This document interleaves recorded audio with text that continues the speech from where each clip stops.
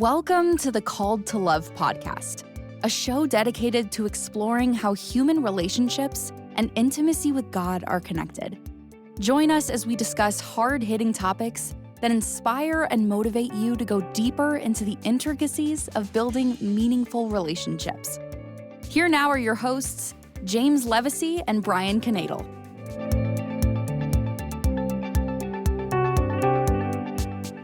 Brian, when we first met, I believe we were professionals. Oh, we were. Do you remember that? But not professionals you could be proud of. Right. We thought we knew what was going on.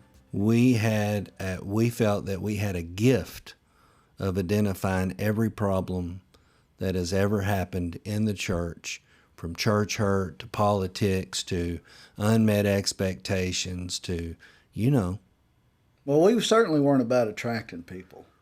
Oh, no. I don't think. I wasn't anyway. I remember sitting right beside you in a Sunday school class and not even saying anything to you. I might have said hi. Yeah, I don't even remember us doing that. Yeah.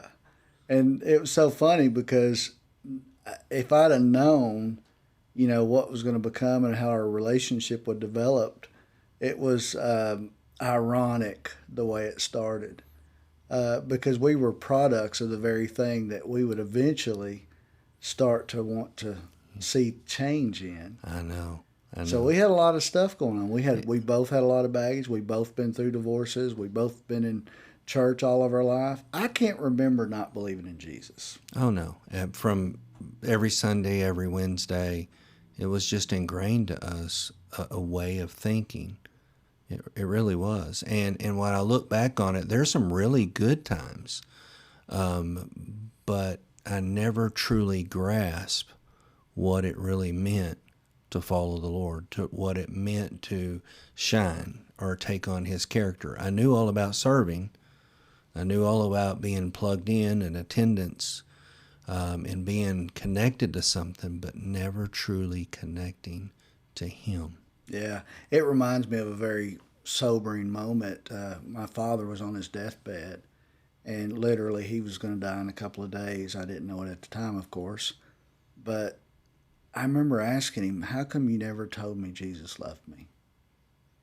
Why? How did you miss that?"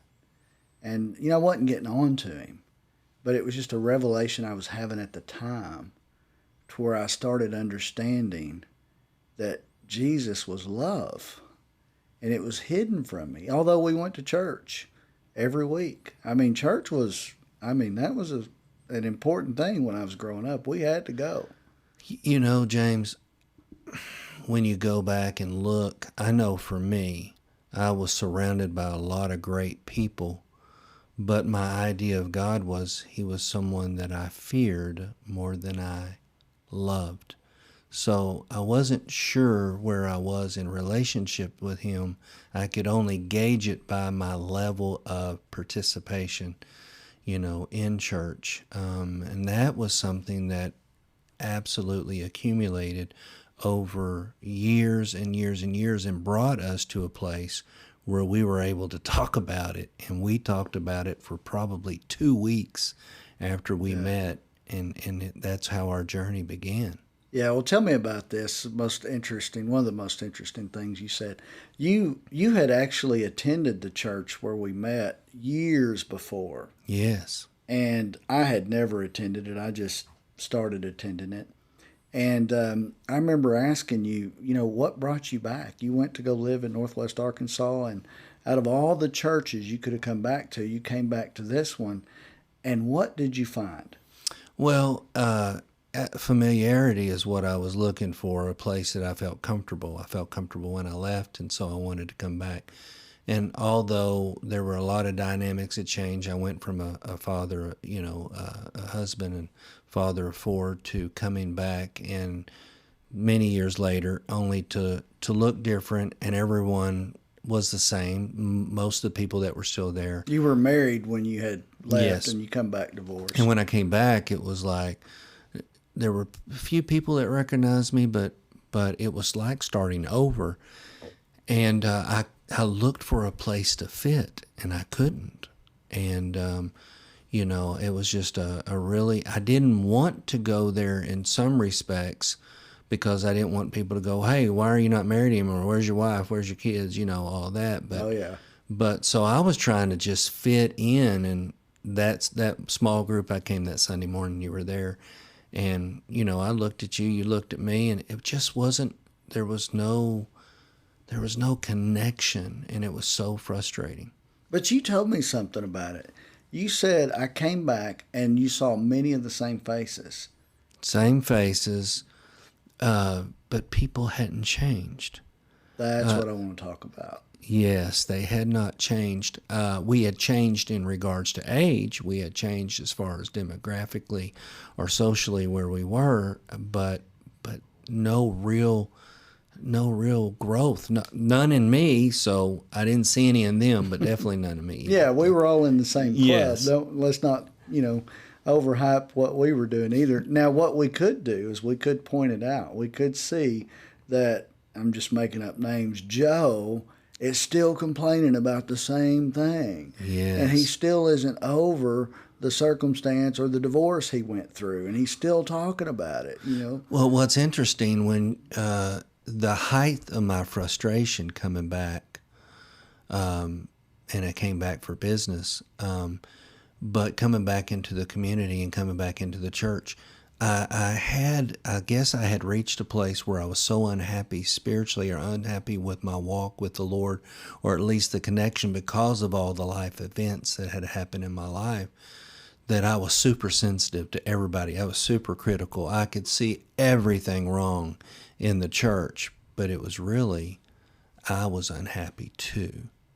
There was some legitimate things I seen, but there was still issues with me. Yeah, well, to fast forward a little bit, I had started going to the church as a member.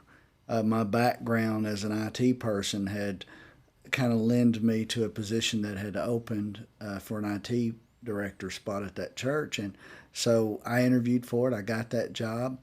And one day I became, I was very close. Let me back up.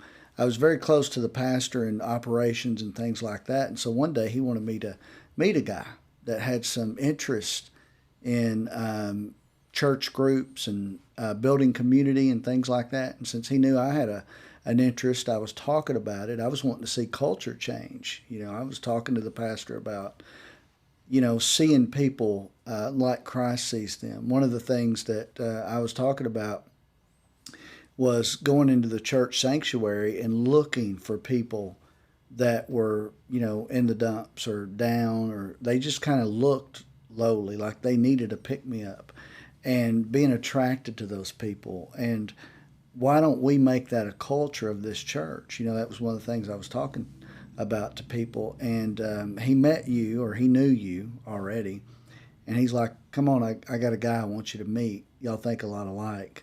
And so we met at a restaurant that day, and that was a change. That was a change in history we would not know at the time. Well, the Lord, everything is of no coincidence to him. Nothing's ever occurred to him. He's all-knowing, and he knew what was going to happen. He knew we were going to meet, and he knew where we were on our journey with him. And he brought us together, and we were too short-sighted to see the full picture at that time. But one thing we connected on, which we all will find ourselves connecting with others on, is where we are on our journey. And you and I were on the same journey, and we were frustrated, and we weren't happy about a lot of things. And that began a 2-week journey of developing a spiritual gift of criticism, a spiritual gift of, I'm being facetious here, but seriously, you and I took on a really serious perspective of the condition of the church. And the whole time, James, it was a setup. It was a setup. The Lord had us set up for what he called us to do. And tell me a little bit about what he did. Well, there was 2 total different personalities. You had this, you had a natural outgoing salesperson type of a personality. You have a way about you that you can just make anybody feel at ease. You can pick someone up and enter into a conversation, put a smile on their face. You're really good at that. I was more reserved, more just kind of I don't want to be seen over here, not really outgoing. So the dynamic was totally different. But I remember when I met you and watching you afterwards, the way you interacted with people, I was attracted to that. I knew that I wanted that. And when we started collaborating, I mean, I remember what you did immediately was you called me and you wanted to have a lunch with me and my wife. That was the first thing you wanted to do. And so we met and we just started talking about, things. We were just hitting it off. And it wasn't too long after that that we were handed the keys, metaphorically speaking, to the Sunday school classes at church. And we were basically said, here, what do y'all want to do? And we wanted to see change. I can remember thinking, we're going to produce an army. Well, if you remember, yes, we were given an opportunity to share our heart and maybe get an opportunity to create a group that, because we were talking about change, we saw a need for spiritual growth and maturity. And we came up with coined a phrase for the group called Fresh Start. Yep. So it didn't matter what your age group was, gender, married, widowed, divorced, single, you were invited to this group, and it grew quickly. But God still wasn't through with us. He still had brought us together for a purpose, and what really took us on the journey was a fast. I'll never forget, he had woke me up that morning on a Saturday morning, and I've never fasted before, so this word fast kept coming in my mouth, and I was thinking of breakfast, not anything to do with fast, but you called me and said that something was unsettling to you and you felt that we needed, and I said, please don't say we need to fast. And you're like, yes, I really believe we do. And that was something the Lord had just put in motion for us, both of us at the same time. And that was an incredible fast that ultimately put us in motion to something that has never changed since. And that was, if you remember we talking about it, it was an extended fast. So roughly the first 7 days, we found ourselves really getting a personal assessment. I remember him shining on my heart, and I was not happy with what he was showing me. It was excruciating. It was horrible. I did not like what he was shining a light on. After he just made me feel so good and feel so incredibly gifted to point out all the issues in the church and people and everything, religion and Christianity and denomination, only to be sitting here having a bright light shined on my heart and yours at the same time. And then that second that third week, then we went through the process of him giving us a burden for the very people, the churches that we were so disgusted and frustrated and disappointed and with. And then the last stint of that fast, which we had never done before, is he gave us a love for people like we never had before. That was the toughest thing because I can speak for myself. I had a really hard time with people because it seemed like my entire experience, people were always turning their back on. I couldn't really point to anybody in my life that, stuck with me and was an encouragement, that was just there, always lifting me up and was that person in my life. It seemed like when the rubber met the road, people would just be like, and they'd withdraw. And it wasn't much different in the Christian circles, it seemed. Yes. So I just put up this wall and guarded myself. I didn't want people getting through that. My wife at one point had told me that I was really bitter and probably the most bitter person she knew. That was a wake-up call. So that's where I was at. We were walking through this thing just to give context why it was so hard. This fast, what it did was it broke down those walls. I was going through times through that fast. We did a 3-week fast, no food. We were drinking some very low-calorie fluids like water and maybe some vitamin water or something like that I got here. So we were hungry. But man, the experiences we were having. We weren't just fasting, we were spending an enormous amount of time with the Lord, asking Him to reveal His plans to us. Yes. And His plans was to love people. Oh, it absolutely changed, and I'll never forget how that put us on a track to start being in front of people, not publicly, privately, over coffee, over lunch or That's dinner. right. And that's a beautiful thing. Breaking bread and communicating. Jesus modeled that well. Yeah. Well, it was, I can remember even after the fast, learning what we needed to do and knowing what it was going to take. Oh, it hurt. You know, people's heard me tell this story before, but the short version is I literally cried alligator tears, and it was hurtful what we were going to have to do because I didn't want to get that close to people. I told God, why me, why me, why me? And cried about it. I remember calling you and I was crying. I was a basket case. And, after I got done crying, the Lord said, "Are you done?" And I said, "Yes." He said, "Okay, we've got work to do." So He's okay with us coming to Him and just being real and transparent. But what He really wants is He wants our heart. That was good, James. But that's just part one. Stay tuned for part two. I can't wait.